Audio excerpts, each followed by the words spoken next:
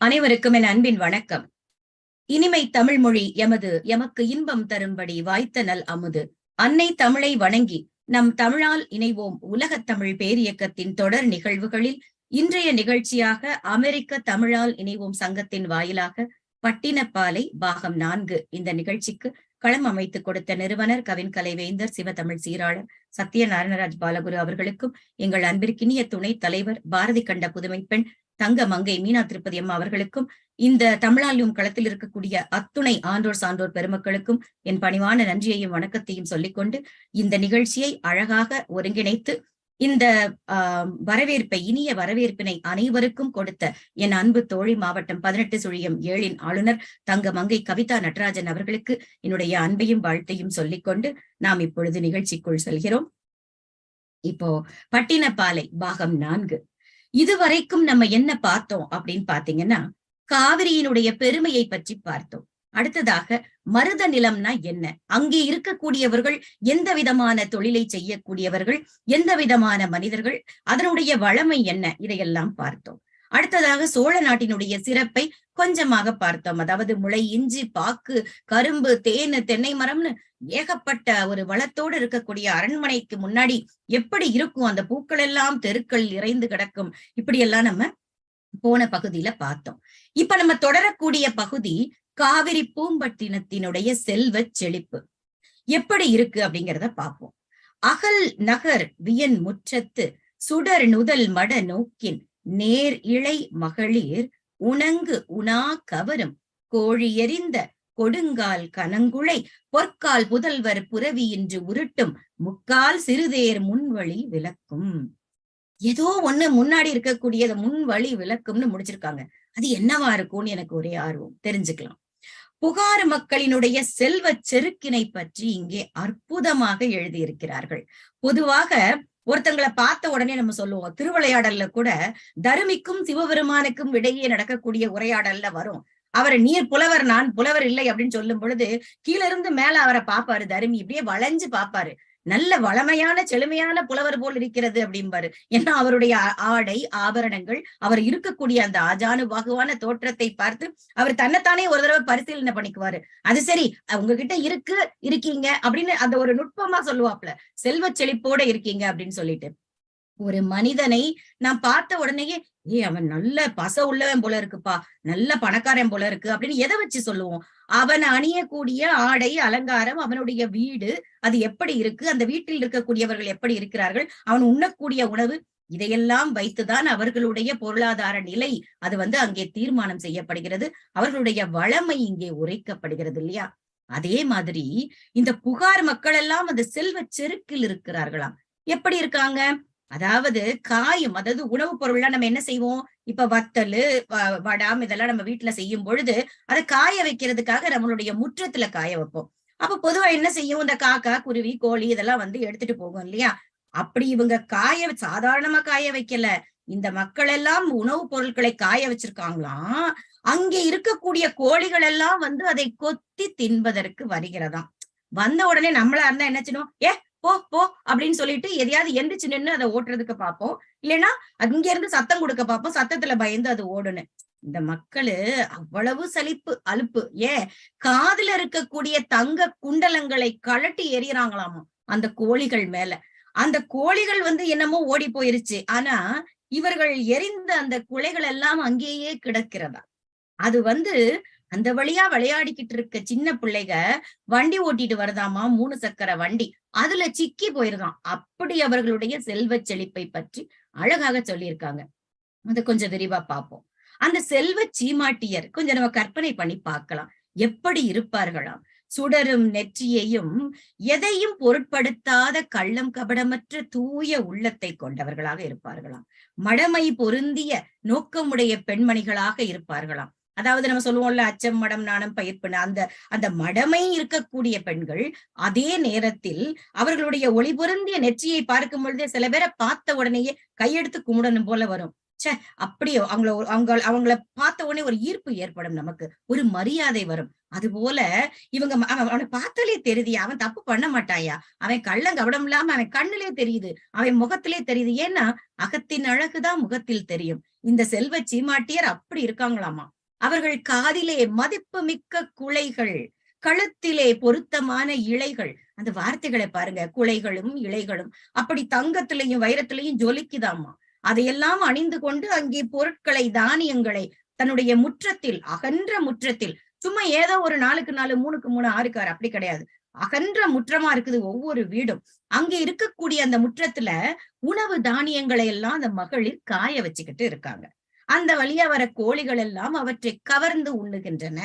பாவம் அதுங்களும் என்னதான் செய்யும்ல, அவர்களுக்கு இப்படி உணவு கிடைத்தால் தானே. அந்த கோழிகளை உடனே என்ன செய்யறாங்க, தன்னுடைய காதுல அணிந்திருக்கக்கூடிய அந்த காதணிகள், அதாவது நல்ல கனமான குழைகள் அப்படியே கழட்டி மேல தூக்கி அடிக்கிறாங்க. நம்ம புலிய முரத்தால் விரட்டிய தமிழச்சின்னு சொல்லுவோம்ல, அது போல இங்கே காதுல இருக்கக்கூடிய குழைகளை கழட்டி எறிகிறார்கள். அப்ப என்ன ஆகுது, அந்த பக்கமா விளையாடிக்கிட்டு இருக்க பிள்ளைங்க என்ன பண்ணுது, 3 சிற்றில் சிறுபறை சிறுதேர் உருட்டி விளையாடும்ல பிள்ளைங்க. நம்ம அதாவது வசதி இல்லாத பிள்ளைங்க என்ன செய்யும், ஒரு நொங்குல இருக்கக்கூடிய அந்த ஓடை சுத்தி சின்ன சின்ன சக்கரங்கள் போட்டு எதையோ ஒரு வண்டியை தயார் பண்ணி விளையாடுவாங்க. இவங்க அப்படியா, சீமான் விட்டு பிள்ளைங்க இல்லையா, அவர்கள் வைத்திருக்கக்கூடிய அந்த 3 சக்கர வண்டி எப்படி இருக்கான், அது பொன்னால் செய்யப்பட்டு இருக்காமா. அந்த வண்டிகளை உருட்டி கொண்டு இந்த பிள்ளைகள் வரும் பொழுது வண்டி அப்படியே நம்ம சொல்லுவோம்ல, ஒரு தடை மாதிரி, அது குழைகள் தடுக்குதான், காதணிகள். அப்ப அந்த பிள்ளைங்க என்ன செய்யுது, சரி அதுகளாவது அந்த குழைய எடுத்து அம்மா தங்கத்துல உள்ளதை தூக்கி எறிஞ்சிட்டாங்கன்னு கொடுக்குதா. நாங்க அப்படியெல்லாம் இருக்க மாட்டோம், அந்த வழியை விட்டுட்டு நம்ம பின்னாடி நாங்க பாட்டுக்கு எங்க பொழப்ப பார்த்து போயிருவோம்னு அந்த பிள்ளைகள் அதை கடந்து போகுதா. ஆக இப்படி தடை, இந்த தடைனா என்ன, இந்த குழைகளால் ஏற்படுத்தப்பட்ட இந்த மாதிரி ஒரு அழகான தடை. இந்த தடையை தவிர எந்த ஒரு தடையுமே அந்த நாட்டிற்கு இல்லை அப்படிங்கறத சொல்லுவாங்க, பின்னாடி சொல்றேன். அந்த குழையின் மதிப்பு சின்ன பிள்ளைகளுக்கு தெரியாது, அந்த பெண்களுக்கு தெரியும். அந்த குழையினுடைய மதிப்பையும் பொருட்படுத்தாமல் அவர்கள் எப்படி தூக்கி எறிகிறார்களோ அதே போல அதனுடைய மதிப்பை பொருட்படுத்தாமல் அந்த செல்வ சீமான் வீட்டு பிள்ளைகளும் தம் தேர் வண்டியை உருட்டி கொண்டு கடந்து செல்வார்கள் அப்படின்னு சொல்லியிருக்கிறாங்க. எனக்கு அந்த காட்சி ரொம்ப அழகா இருந்தது. அப்படியே அந்த அம்மா வீச இந்த குழந்தைங்க எல்லாம் சுத்தி அதுல சிக்கிக்குது, அதெல்லாம் விட்டுட்டு அப்படியே வண்டியை பின்னாடி எடுத்து அந்த பிள்ளைங்க பாட்டுக்கு விளையாடிட்டு போகுது.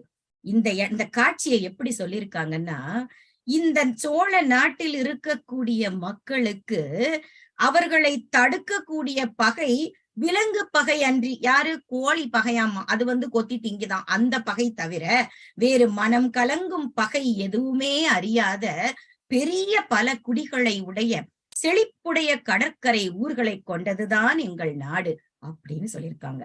அந்த முக்கால் சிறுதேர் அப்படின்னு சொல்றதுதான் அந்த பிள்ளை தமிழ்ல நாம் பார்த்த அந்த சிறுதேர், அந்த நடை வண்டிக்குத்தான் சிறுதேர் அப்படின்னு சொல்றாங்க. அடுத்ததா உணங்கு உணா, காய வைத்திருக்கக்கூடிய அந்த உணவு பண்டங்கள், அதைத்தான் உணங்குனா நல்லா உணர்த்திட்டு வா அப்படின்னு சொல்லுவோம் பாத்தீங்களா. அது நம்ம நினைச்சுக்கிட்டு இருக்கோம், அது பேச்சு தமிழ்ல ஏதோ எங்க இருந்தோ அது உணர்த்துவதுங்கிறது இந்த இடத்துல இருந்துதான் வந்திருக்கு. நான் அதை பார்த்து எனக்கு ரொம்ப மகிழ்ச்சியா இருந்தது. நம்ம அழகான தமிழ்ல தான் பேசுறோம், இந்த துணி எடுத்து உணர்த்திட்டு வாயேன் அப்படின்னு சொல்லுவாங்க நம்ம வீடுகள்ல.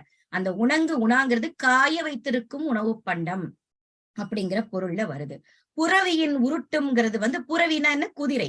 அந்த குதிரைய போல அப்படி கம்பீரமா அந்த தேரை, குட்டி தேரை அந்த பிள்ளைங்க 3 சக்கர வண்டியை இழுத்துட்டு போகுதாமா. விலங்கு பகை அல்லது கலங்கு பகை அறியா கொழும் பல்குடி செழும் பாக்கத்து, அதத்தான் சொன்னேன். விலங்கு பகை தவிர இந்த மக்களை தாக்கக்கூடிய வேறு எந்த பகையும் இல்லாமல் அந்த மன்னவன் அந்த மக்களை காத்து கொண்டிருக்கிறான். அப்படி கௌரவமா, கம்பீரமா, ஒரு தைரியமா வாழக்கூடிய நாட்டுல தான் இந்த மக்கள் எல்லாம் இருக்கிறார்கள். பயிர்களை உண்ணக்கூடிய விலங்கு பகைதான்ப்பா எங்கிட்ட இருக்கு. எங்களுக்குள்ளேயே ஒருத்தரை அடிச்சுக்கிட்டு, ஒருத்தன் மேல ஒருத்தன் போட்டு கொடுத்து, ஒருத்தன் நல்லா இருக்க கூடாதுன்னு செய்யறது, அந்த மாதிரி எந்த விதமான உட்பகையோ, வேற்று நாட்டவர்கள் எங்களை தாக்கக்கூடிய வேற்று நாட்டு பகையோ எங்களிடம் இல்லை. எங்களிடம் கொழுத்து கிடக்கக்கூடிய செல்வ குடிகள் நிறைய பெருகி இருக்கின்றது. நாங்கள் வாழக்கூடிய இந்த செழுமையான சின்ன சின்ன இந்த ஊர்கள், இப்படி பல ஊர்களை கொண்டதுதான் சோழ நாடு அப்படின்னு அற்புதமா எழுதியிருக்கிறாங்க. கனம் குழை, அத சோமசுந்தரனார் உரையில சொல்றாரு. அது எப்படி இருக்குமாம், இந்த காலத்துல எல்லாம் நம்ம போட்டுக்கிறோம் ஜிமிக்கி, வளையம் அப்படின்னு பல பல ஒரு மாதிரிகள்ல வருது. வளைந்த சுற்றுக்களை உடைய கனத்த குழையாம். நச்சினார்க்கினியர் என்ன சொல்லியிருக்காரு, வளைந்த இடத்தை உடைய பொன்னால் செய்த மகர குழைன்னு அவர் சொல்றாரு. இப்படி ஒவ்வொருத்தரும் அந்த சின்ன சின்ன விஷயங்களையும் ஒரு அழகியலோடு எடுத்து கூறியிருப்பது நமக்கு ஒரு ஆர்வத்தையும், நம்ம எப்படி இருந்திருக்கோம் பாருங்க அப்படின்னு ஒரு பெருமையையும் கொடுக்கிறது. காவிரி பூம்பட்டினத்தினுடைய தோட்டங்கள், தோப்புகள், பூஞ்சோலைகளை பற்றி இப்ப பார்க்கலாம். குறும்பல்லூர் நெடுஞ்சோநாட்டு வெள்ளை உப்பின் கொள்ளை சாற்றி நெல்லொடு வந்த வல்வாய் பரி பனை நிலை புறவியின் அணை முதல் பிணிக்கும். காவிரி பூம்பட்டினத்தினுடைய நில வாணிகம் எப்படி இருக்குன்னு பார்க்கலாம். அந்த மக்கள் எல்லாம் நல்ல வளமா இருக்காங்க. சரி, எப்படி இவங்க சம்பாதிக்கிறாங்க, இவர்களுடைய தொழில் என்ன, எந்த விதமான வாணிகம் செய்யறாங்க அப்படின்னு பார்ப்போம். உப்பையெல்லாம் ஏத்திக்கிட்டு, அதாவது வண்டி வண்டியா உப்பை ஏத்திக்கிட்டு ஆற்றின் வழியே போகக்கூடிய, அதாவது அந்த கப்பல், மிதவைங்கிறது இந்த இடத்துல கப்பல், பண்டமாற்றாக விற்பனை செய்த நெல்லோடு மீண்டது. என்ன செய்யறாங்க, பண்டமாற்று முறையை பத்தி இங்க அற்புதமா விளக்கி இருக்காங்க. உப்பு கொண்டுட்டு போய் அதற்கு இணையாக நெல்லை வாங்கி கொண்டு வருகிறார்களா. ஆற்றோரங்களில் குதிரைகளை எப்படி வரிசையாக எங்க கட்டி வச்சிருப்பாங்களோ அது போல ஆத்து ஓரங்கள்ல அங்க இருக்கக்கூடிய நல்ல ஒரு என்ன சொல்றது, தடிமனான முளை கம்பத்துல அங்கே இருக்கக்கூடிய அந்த கப்பல்கள்லாம் தண்ணியில அடிச்சுட்டு போயிடக்கூடாதுன்னு வரிசையா அழகா கட்டி வச்சிருக்காங்க. அப்ப அங்க இருக்கக்கூடிய கப்பல்களுடைய கணக்க பார்த்தாலே எத்தனை பேர் அதை கொண்டு போய் வாணிபம் செஞ்சு வராங்கன்னு நமக்கு தெரிஞ்சிரும் அப்படின்னு சொல்றாங்க. கழி சூழ் படப்பை கலியானர் பொழில் புறவின் பூந்தண்டலை. அது என்ன சொல்ல வராங்கன்னா, இந்த குட்டி குட்டியா சின்ன சின்ன பல ஊர்களை இருக்கக்கூடிய இந்த பெரிய சோழ நாட்டுல உப்பங்களிகள் நிறைய இருக்காமா.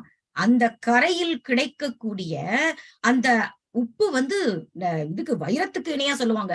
ஒரு காலத்துல எல்லாம் தங்கத்தை விட உப்புக்கு தான் விலை அதிகமா இருந்துச்சு. அந்த வெள்ளை உப்புகளை எல்லாம் அந்த விலைய சொல்லி அதுக்கு பண்டமாற்றாக நெல்லை வாங்கி வர வந்த வலிய படகுகள், நல்ல பெரிய பெரிய படகுகள், அந்த பந்தியில் இருக்கக்கூடிய குதிரைகள் எப்படி கம்பீரமா நிக்குமோ அது போல கரையில் வரிசையாக கட்டப்பட்டிருக்கிறது அப்படின்னு சொல்றாங்க. இப்போ இந்த மனச்செருக்கு எழுவதற்கு காரணம் என்ன? ஒரு சொல்லுவோம்ல, எனக்கு எனக்கு எதை பத்தியுமே கவலை இல்லப்பா, எனக்கு எல்லா வசதியும் இருக்குங்கும் பொழுது அவர்களையே அறியாமல் அவர்கள் மனதிற்குள் ஒரு செருக்கு வந்துவிடும். இது ஒரு நல்ல விதமான செருக்குன்னு வச்சுக்கலாம். ஏன்னா அவர்கள் நாட்டை அந்த மன்னவன் அற்புதமாக ஆண்டு கொண்டிருக்கிறான். அந்த மக்கள் மகிழ்ச்சியோடு செழுமையாக வளமையோடு இருக்கிறார்கள். ஆக அவர்களுக்கு மனச்செருக்கு இயல்பிலேயே வருவது இயற்கை. அதற்கு காரணமான செழிப்புடையது வேற என்னெல்லாம் சொல்றாங்க? வாணிபம் மட்டுமில்ல, அதை தாண்டி அங்கு இருக்கக்கூடிய தோப்புகள், அதற்கு பக்கத்தில் இருக்கக்கூடிய பூஞ்சோலைகள், இப்படி பார்க்க பார்க்க பரவசம், அவ்வளவு வளமை. எங்கே பார்த்தாலும் பச்சை பசேல்னு மக்களுக்கு பயன் தரக்கூடிய விதமாக அமைக்கப்பட்டிருக்கக்கூடிய தோப்புகள், பூஞ்சோலைகள். இவர் சோமசுந்தரனார் உரையில சொல்லியிருக்கிறாரு, ஈண்டு உப்பிற்கு பண்டமாற்றாக கொண்ட நெல் என்க அப்படின்னு சொல்றாரு. இது சரி, இந்த பண்டமாற்று நம்ம பாரதியின் வரிகள் நினைவுக்கு வரும் உங்களுக்கு உடனே. கங்கை நதிப்புறத்து கோதுமை பண்டம் காவிரி வெற்றிலைக்கு மாறு கொள்ளுவோம்னு அந்த கோதுமை பண்டத்துக்கு இணையா வெற்றிலைய வாங்கிட்டு வந்தோம். அந்த பாரதியினுடைய வரிகளிலும் பண்டமாற்று முறை குறிக்கப்பட்டிருக்கும். நம்ம இலக்கியங்களில் பல இலக்கியங்கள், குறிப்பாக அகநானூற்றில் 140வது பாடல்ல நெல்லின் நேரே வெண்கல் உப்பு அப்படின்னு சொல்லியிருக்கிறாங்க. இது நெய்தல் திணையில வருது. பெருங்கடல் வேட்டத்து சிறு குடி பரதவர் இருங்களி செருவின் உலாது செய்த வெண்கல் உப்பின் கொள்ளை சாற்றி என்றூள் விடர குன்றம் போகும் கதல் கோல் உமணர் காதல் மடமகள் சில்கோல் எல்வளை தெளிர்ப்ப வீசி நெல்லின் நேரே வெண்கல் உப்பு என சேரி விலைமாறு கூறலின் மனைய. எனக்கு அது எப்படி இந்த பாடலோட விளக்கத்தை தெரிஞ்ச அப்புறம் ஒரே ஆனந்தமாயி போச்சு. என்னன்னா, அந்த உமண பெண்களை பத்தி சொல்றாங்க. அவ என்ன செய்யறாளாம், அந்த உப்பு விற்கக்கூடிய அந்த உமண பெண்ணை விரும்பக்கூடிய அவளுடைய தலைவன் அவளை பத்தி சொல்றான். பரதவர் கடலிலே வேட்டையாடக்கூடியவர். இந்த உமணர் உப்பங்களி வயல்களை உழாமலேயே அங்கே உப்பையெல்லாம் விளைவிக்க கூடியவர்கள். அந்த குலத்தில் இருக்கக்கூடிய அந்த பெண்ணை பற்றி பெருமையாக அவளுடைய தலைவன் சொல்கிறான். என்ன சொல்றாங்க? அவர்கள் என்ன செய்வாங்களாம், உப்பு வண்டியை இழுத்து செல்லும் அந்த மாடுகள் இருக்கும். ஏன்னா அவ்வளவு உப்பு இருக்குமா அந்த வண்டிகள்ல. அந்த மாடுகள் எல்லாம் அந்த ஓசை எழுப்பிக் கொண்டே போகக்கூடிய அந்த உமணர் குலத்து பெண், காதல் மடமகள் அவள். அவ என்ன செய்யறாளாம், அவங்க அப்பா அவங்க சார்ந்தவர்கள் எல்லாம் கொண்டு வரக்கூடிய அந்த உப்ப இவள் வளையல் ஒலி எழும்ப அதாவது ரொம்ப ஒரு கம்பீரமா கையை வீசிக்கொண்டு, எனக்கு அந்த குற்றால குறவஞ்சி குறத்தி ஞாபகம் வந்தது. சேரியில் போய் உப்பை விற்பாளாம். அந்த உப்பின் அளவிற்கு நெல் தர வேண்டும் என்று கேட்கிறாள். நெல்லும் உப்பும் நிகர் என்று கூவுகிறாளாம். அவளுடைய கூவுதலை கேட்ட உடனே வீட்டுல இருக்க கட்டி போட்டிருக்க நாயெல்லாம் குறைச்சதாம். அதனை அச்சத்துடன் கண்களால் உருட்டி பார்த்தாளாம். அவளுடைய கண்களை பார்த்த இவன் என்ன பண்றானா, அந்த ஆசை நோயில் அடிபட்டு கிடக்கிறேன் நான், கிடைப்பாளா மாட்டாளான்னு பெருமூச்சு விட்டுட்டு இருக்கேன். அவ உப்பு விக்கிற அழக பாருங்க ஐயான்னு சொல்லிட்டு இருக்கான். அவளுடைய தந்தை உப்பு ஏற்றி வந்த அந்த வண்டியை பழஞ்சேற்றில், அதாவது பழம் சேற்றில் ஏறி இறங்கக்கூடிய எருது எப்படி இழுத்துட்டு போகும், அது போல எனக்கு பெருமூச்சு வாங்குது இவ உப்பு விக்கிற அழக பார்த்து அப்படின்னு சொல்லி அவன் சொல்றான். நான் ஒரு 390வது பாடல்ல என்ன சொல்லியிருக்காங்க, நெல்லும் உப்பும் நேரே ஊரீர் கொள்ளீரோ அப்படின்னு கேக்குறாங்க. உப்பு விற்கக்கூடிய பெண்ணை காதலிக்கக்கூடிய ஒருவன் அவளை பற்றி தன்னுடைய நண்பனிடம் இங்கு சொல்கிறான். இவன் சொன்னால உமன பெண்ணை பத்தி, அதே மாதிரி அவன் பெருமையா சொல்றான். என்ன சொல்றான், உவர் நீரில் விளைந்த உப்பை வாங்குவோருக்காக இவர்கள் என்ன செய்கிறார்கள், வண்டியில ஏத்திக்கிட்டு எல்லா ஊர்களுக்கும் வரிசையா கூட்டம் கூட்டமா போறாங்களாம். அந்த உமணர்களின் பெண் ஒருத்தி தெருவில் உப்பை விற்று கொண்டு வருகிறாள். எப்படி வரா, கூந்தலை வாரி முடித்து தலையில் உச்சி கொண்டை போட்டிருந்தாளாம். அவள் வியக்கக்கூடிய விதமாக தன்னுடைய அகன்ற இடையில் ஒப்பனையாக அவள் அணிந்திருக்கக்கூடிய தலையாடை நெளிந்திருக்க அவள் சொல்றாளாம், நெல்லும் உப்பும் சமவிலை ஊர் மக்களே உப்பு வாங்குங்களேன் அப்படின்னு சொல்லிக்கிட்டே போறாளாம். அவளை பார்த்து ரசித்த அந்த தலைவன் தன்னுடைய நண்பரிடம் பேசிக் கொண்டிருக்கிறார். குறுந்தொகையில சொல்லியிருக்காங்க 269வது பாடல். உப்பை மாறி வெண்ணெல் தரிய சேயாறு சென்று துணை பறி அசாவாது உசாவுனர் பெரினே நன்று மண் தில்ல வயச்சுரா எரிந்த புண் தணிந்து எந்தையும் நீல் நிற பெருங்கடல் புக்கணன் யாயும் உப்பை மாறி வெண்ணல் தரிய உப்பு விளை களனிச் சென்றனல் அதனால் பனி இரு பரப்பின் சேர்ப்பற்கு இனிவரின் எளியல் எனும் தூது. என்ன தூது விடுறாரு தலைவரு, தலைமகனுக்கு இங்க எல்லாம் சரியா இருக்கு சூழல், சிறைப்புறத்தானாக தலைமகள் தோழிட்ட சொல்றாளாமா அவனை வர சொல்லு அப்படின்னு. அந்த கல்லாடனார் பாடல்ல இந்த பாடல்ல அற்புதமா சொல்லியிருக்கிறாங்க. என்னன்னா, ரொம்ப தூரமா போய் சென்ற வேகத்திலேயே அவங்க அப்பா எல்லாரும் வெளியே போய் வியாபாரம் பார்க்க போயிருக்காங்க. இப்ப அவங்கெல்லாம் போயிட்டாங்க, என்னுடைய தலைவனுக்கு யாராவது வேகமா போய் இந்த செய்தியை சொன்னா நல்லா இருக்கும். சுறாமீன் தாக்கிய புண்ணெல்லாம் மாறி என்னுடைய தந்தை திரும்பவும் கடலுக்கு சென்று விட்டார், மீன் பிடிப்பதற்காக போய்விட்டார். என்னோட அம்மா தாயார் என்ன செய்யறா, உப்பை நெல்லுக்கு மாற்றி வருவதற்காக உப்பங்கழனிக்கு போய்விட்டாள். உடனே போய் என்னை சேரக்கூடிய என் தலைவனிடம் இந்த நேரம் பொருத்தமாக இருக்கும், என்னை சேர்வது இனிதாக இருக்கும்னு போய் சொல்ல அப்படின்னு தோழிக்கிட்ட சொல்றாளாம் தலைமகள். இங்கேயும் பண்டமாற்று முறைகள் பல பாடல்களில் குறிக்கப்பட்டிருக்கிறது. அகநானூற்று பாடல் இன்னொன்று 60வது பாடல்ல அற்புதமா சொல்லியிருக்கிறாங்க. பெருங்கடற் பரப்பில் சேயிரா நடுங்க கொடுந்தொழில் முகந்த செங்கோல் அவ்வலை நெடும் திமிழ் தொழிலோடு வைகிய தந்தைக்கு உப்பு நொடை நெல்லின் மூரல் வெண் சோறு அயிலை துளந்த புளி சொரிந்து கொழுமீன் தடியோடு குறுமகள் கொடுக்கும். அடடா, இங்கேயோ சாப்பாட்டை பத்தி பேசுறாங்கன்னு உடனே ரொம்ப ஆர்வமாயிட்டேன். பெரிய கடல் பரப்புல போய் அந்த கப்பல்கள் எல்லாம் போய் வலை வீசி அப்படியே இறா மீன் எல்லாம் கொண்டு தந்தை வீட்டுல கொடுத்துட்டு சமைக்க, நம்ம சொல்லுவோம்ல, அப்படியே உழைச்சி ஓடா களைச்சி மனுஷன் ஓய்வு எடுத்துக்கிட்டு இருக்காரு. அந்த தாயார் சமைக்கிறாளாமா. அவன் மனைவி உப்பு விற்று கொண்டு வந்த அந்த நெல்லரிசியை சிரிக்கும் வெண்பொங்கலும், அந்த அரிசி எல்லாம் அப்படியே புன்னகை புரியுதாமா. அந்த வெண்பொங்கலும் நல்ல புளிய கரைச்சி ஊத்தி அகப்பையில கிண்டி மீன் குழம்ப ஊத்தி அவனுக்கு உணவு படைக்கிறாளாம். அந்த காட்சியை சொல்லியிருக்காங்க. இங்கேயும் அவள் கொண்டு போய் உப்பை கொடுத்து விட்டு மாற்றாக வாங்கி வந்த நெல்லரிசியில் அவர்களுடைய அன்றாட உணவு வகை சமைக்கப்படுகிறது, பரிமாறப்பட்டதுன்னு சொல்லியிருக்காங்க. இப்படி பல பாடல்கள், நான் நேரத்தின் அருமை கருதி சிலவற்றை மட்டும் உங்களோடு பகிர்ந்து கொண்டேன். அடுத்து நற்றிணையில சொல்லியிருக்காங்க. நம்ம பேசிக்கிட்டு இருக்கிற நற்றிணையை விட்டுற முடியுமா? தம் நாட்டு விளைந்த வெண்ணெல் தந்து பிற நாட்டு உப்பின் கொள்ளை சாற்றி நெடு நெறி ஒழுகை நிலவு மணல் நீந்தி அவன் உரை முனிந்த ஒக்கலோடு புலம்பெயர்ந்து உமணர் போகலும் இன்னாதாகும். அந்த உமணர் மக்கள் அந்த நெடுந்தூரம் போனோம், நீண்ட மணல் வழியெல்லாம் தாண்டி வண்டி வண்டியா கட்டிட்டு வரிசையா போறாங்கன்னு சொன்னோம் இல்லையா? மலை வழியில அவங்க உப்பு வண்டியை இழுத்துட்டு போற காட்சி. அந்த மலைவாழ் மக்கள் தன்னுடைய நாட்டில் விளைந்த நெல்லை தந்து பிற நாட்டில் விளைந்த உப்பை பண்டமாற்று செய்து கொண்டு, இந்த இடத்துல சாற்றி, ஏன்னா மாலை சாற்றுதல்ங்கிறது வேற, இந்த இடத்துல சாற்றினா என்னன்னா இதற்கு அது அதற்கு இது, இப்படி மாத்தி மாத்தி பண்டமாற்றம் செய்வதைத்தான் இங்கே சாற்றிக் கொள்ளுதல் அப்படின்னு சொல்றாங்க. அடுத்ததா பாத்தீங்கன்னா ஐங்குறுநூறுல இருக்கு, பொருணராற்று படையில நிறைய இடங்கள்ல வருது. நெய்யோடு கிழங்கு மாறியோர் மீன் நெய்யோடு நரவு மருகவும் தீங்கரும்போடு அவல் வகுத்தோர் மான் குறையோடு மது மருகவும். எனக்கு இதை பார்த்த உடனே அந்த பூ நெய் தேன் நெய்ன்னு சொல்லி நம்ம திருவாசகத்துல நிறுவனர் அவர்கள் அடிக்கடி தேனின் வகைகளை பற்றி சிறப்பாக சொல்லுவார். இங்கே தேன் நெய், மீன் நெய் அப்படின்னு வரிசையா நெய்ய சொல்றாங்க. தேனாகிய நெய், அப்படி தேன் போல இருக்காமா அந்த நெய்.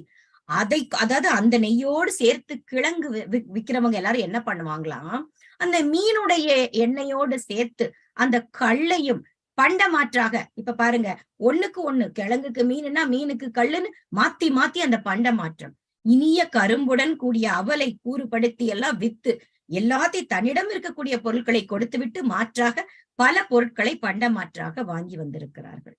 மலைப்படுகடாம்ல என்ன சொல்லியிருக்காங்க, பகர் விரவு நெல்லின் பல அரி அன்ன தகர் விரவு துருவை வெள்ளையோடு விரை இக்கல்லென கடத்திடை கடலின் இறைக்கும். பண்டம் விக்கிறவங்க மாற்றாக பெற்ற கலவை நெல்லை என்ன செய்வாங்களாம், செம்மறியாட்டோட வெள்ளாட்டின் அந்த கல் என்ற ஓசையுடன் காட்டுல பாத்தீங்கன்னா அது அப்படி கடல் மாதிரி ஓசை ஒலிக்கக்கூடிய ஆட்டு கூட்டங்கள்ல ஓடிக்கிட்டு இருக்குமா. அந்த இடத்துக்கு நீங்க போனீங்கன்னா அந்த மக்கள் என்ன செய்வாங்களாம், அந்த ஆடு மேய்க்கிறவங்களா இருப்பாங்கன்னு நான் நினைக்கிறேன். ஏன்னா அப்படி கூட்டம் கூட்டமா கடல் போல ஆர்ப்பரிக்கக்கூடிய ஆட்டு கூட்டங்கள்னா அப்ப அந்த இடத்துல இடையர்களா இருப்பாங்கன்னு நினைக்கிறேன். ஆட்டிடையர்களாக இருக்க வேண்டும். அவங்க தனக்குன்னு, அதாவது உங்களுக்குன்னு ஒன்னும் சிறப்பாக சமைக்க தேவையில்லை, எப்ப போனாலும் தங்களுக்கென்று சமைத்த பால் சோற்றையும் உங்களுக்கு தருவார்கள். அந்த பால் சோற்றையும் பாலையும், அந்த ஆட்டினுடைய பாலையும் நீங்கள் பெறுவீர்கள் அப்படின்னு இந்த இடத்துல ரொம்ப அழகா சொல்லியிருக்கிறாங்க. அடுத்ததாக இந்த சோழ நாட்டில் இருக்கக்கூடிய பொய்கையும் ஏரியும் எப்படி இருக்குன்னு பார்க்கலாம். மழை நீங்கிய மா விசும்பில் மதி சேர்ந்த மக வெண்ணீன் உரு கெழு திரள் உயர் கோட்டத்து முருகு அமர் பூ முரண் கிடக்கை வரியணி சுடர்வான் பொய்கை இரு காமத்து இணை ஏரி அப்படின்னு சொல்லியிருக்கிறாங்க. சரி, அது என்னது, எந்த பத்தி, எந்த பொய்கை, எந்த ஏரி, அது என்ன இரு காமத்து இணை ஏரி, அதை பார்க்கலாம். மழையெல்லாம் பெய்ந்து ஓய்ந்து போயிருக்கக்கூடிய வெற்று வானம், அந்த பெரிய வானத்துல அந்த சந்திரனை சேர்ந்து இருக்கக்கூடிய மகம்ங்கிற அந்த வெண்ணிற நட்சத்திரம் எப்படி காட்சி தருமோ அந்த மாதிரி வடிவம், நிறம், பொலிவு, வலிமை இதெல்லாம் இருக்கக்கூடிய உயர்ந்த கோயில்கள், அதனை சார்ந்து இருக்கக்கூடிய, பொதுவா கோயில்கள்னா எப்படி உங்களுக்கு தெரியும், அந்த பிரகாரம் சுத்தி வரும் பொழுது அங்கே அற்புதமான செவ்வரளி பூக்கள், வெண்ணரளி பூக்கள், துளசி, அங்க இருக்கக்கூடிய அழகான அந்த காட்சி, நல்ல மனம் வீசக்கூடிய மலர்கள். ஏன்னா அந்த காலத்துல எல்லாம் அந்த தோட்டத்துல சுத்தி இருக்கக்கூடிய மலர்களையே இறைவனுக்கு படைத்து வழிபட்டார்கள். அப்படி உயர்ந்த கோயில்கள்ல அதனை சார்ந்து இருக்கக்கூடிய பூஞ்சோலை தோட்டங்கள், அங்கே வண்ண மலர்கள் எல்லாம் அப்படியே கொத்து கொத்தா பூத்து கிடக்குதாமா. அவற்றினுடைய நிறமும் அழகும் அப்படியே ஒளி வீசக்கூடிய ஒரு பூக்கள்னாலே அழகுதானே. வெவ்வேறு நிறத்திலும் அழகிலும் அவை சிரித்து கொண்டு இருக்கின்றன. அந்த இடத்துல கோயிலை சுற்றி கிடக்கிறதா. அப்படி உயர்ந்த கரையினை உடைய ஏரிகள், பொய்கைனா என்ன, அந்த குளம், ஏரி, அந்த நீர் தரக்கூடிய அந்த விஷயங்களைத்தான் சொல்லுவோம். அதெல்லாம் எப்படி இருக்கான், அந்த தண்ணீர் வெளியே வந்துடக்கூடாத அளவுக்கு நல்ல உயர்ந்த கரைகளை எல்லாம் கட்டியிருக்கிறான் சோழ மன்னன். இம்மையிலும் மறுமையிலும் இன்பம் வேண்டக்கூடியவர்கள் என்ன செய்வாங்களாம், அப்படி இருக்கக்கூடிய அந்த ஏரிகளில், அந்த ஆறு, குளம் எல்லாத்துலயும் மூழ்கி குளிக்கக்கூடிய 2 ஏரிகளை இங்கே வச்சிருக்கான் இந்த காவிரி பூம்பட்டினம். எனக்கு அதை பத்தி ஒரு ஆர்வம். அது என்ன, அதையும் அதை மட்டும் சிறப்பா சொல்றாங்க. இம்மையிலும் மறுமையிலும் இன்பம் வேண்டுபவர்கள் மூழ்கி குளிக்கக்கூடிய 2 வகையான ஏரிகள் இருக்கு. அது என்னன்னு தெரிஞ்சுக்கணும்னு எனக்கு ஆவல் வந்துச்சு. காதலர் குளம் அப்படின்னு அதை சொல்றாங்க. என்னன்னா, சிவன் கோயிலுக்கு எதிராக ஆணும் பெண்ணும் தன்னுடைய காமம் நிறைவேற மூழ்கி எழக்கூடிய இரட்டை ஏரி இருக்குமா. அது என்ன இரட்டை ஏரி? ஆணுக்கு தனி பெண்ணுக்கு தனி. உப்பங்களி, உழுநிலம், பொழில், புறவு, பூஞ்சோலை இது எல்லாவற்றையும் சிறப்பாக கொண்டிருக்கக்கூடிய நம்முடைய காவிரி பூம்பட்டினத்தில் இவ்வகையான பொய்கையும் ஏரியும் அப்படி அழகழகாக இருக்கிறதா. அதுதான் சொன்னேன் இல்லையா, அந்த வெறுமையான வானம், அதாவது மழையெல்லாம் ஓய்ந்து போன அந்த வானத்துல எப்படி மகர வெண்மீனை, அந்த வெண்மீன் எதுக்காக இந்த இடத்துல சொன்னாங்கன்னா, காமவேள் அவனுடைய கொடியில் இந்த வெண்மீன் இருக்குமா. மழை மேகம் இல்லாத வானத்தில் மகர வெண்மீன் தெரிவது போல இந்த காமவேள் அவனுடைய வெண்மீன், அந்த கொடியில் இருக்கக்கூடிய வெண்மீனை பற்றி சிறப்பாக சொல்லியிருக்காங்க. அந்த காமவேள் கோட்டம், நிலா கோட்டம், குமரக்கோட்டம் இது எல்லாம் அந்த கோயில்களுடைய பெயர்கள். அவை ஏற்கனவே நான் சொன்னது போல நல்ல மனம் வீசக்கூடிய பூக்களை கொண்டு நிறைந்து ஒரு சோலையோடு சிறப்பாக காட்சியளிக்கிறது. காமவேள் கோட்டத்துலதான் நான் சொன்ன அந்த 2 குளங்கள் இருக்கிறது. ஒன்று ஆண்கள் குளிக்கக்கூடிய குளம், இன்னொன்று பெண்கள் குளிக்கக்கூடிய குளம். இதுல குளிச்சா என்ன ஆகுமா, பிரிந்திருந்த தலைவன் தலைவி கூட, கணவன் மனைவி கூட இருவரும் ஒன்றாக சேர்ந்து விடுவார்களாம். அவ்வளவு பிரசித்தமான குளமா. சிலப்பதிகாரத்திலையும் இந்த குளத்தை பத்தி நிறைய போட்டிருக்காங்க. அவர்கள் ஒரு 10 விதமான கோயில்கள் காவிரி பூம்பட்டினத்தில் இருப்பதாக சுட்டி இருக்கிறார்கள். அமரர் தருக்கோட்டம் கற்பக மர கோயில், அது வெள்யானை கோட்டம் இந்திரன் யானை கோயில சொல்றாங்க. புகார் வெள்ளை நாகர்தம் கோட்டம் நாக தெய்வங்கள் எல்லாம் இருக்கக்கூடிய கோயில். உச்சிக்கிழான் கோட்டம் சூரியனுக்குன்னே உச்சியில உதிக்கக்கூடிய அந்த சூரியனுக்கான கோயில். ஊர்கோட்டம், ஊர்கோட்டம்னா என்ன, அந்த ஊரில் இருக்கக்கூடிய ஒவ்வொருவருக்கும் இருக்கக்கூடிய குலதெய்வ கோயில். வேல் கோட்டம் நல்ல வீரத்துக்கு பெயர் போனவன் இல்லையா, அந்த வேல் கோயிலை பத்தி சொல்றாங்க. வச்சிரக்கோட்டம் இந்திரனின் வச்சிரப்படைக்காகவே ஏற்படுத்தப்பட்ட கோயில். புறம்பனையான் வாழ்கோட்டம் ஊருக்கு வெளியே இருக்கக்கூடிய அந்த ஊரை அணைத்து அந்த மக்களை காக்கக்கூடிய எல்லைச்சாமின்னு சொல்லுவோம்ல, அந்த எல்லை தெய்வங்களுக்காக அமைக்கப்பட்ட கோயில். நிக்கந்த கோட்டம் ஐயனார் கோயில சொல்றாங்க. அது நம்ம கந்தனையும் சொல்லுவாங்கல்ல, காக்கும் கடவுள் கந்தன். அந்த நிக்கந்தன் அப்படின்னா பற்று இல்லாதவன்.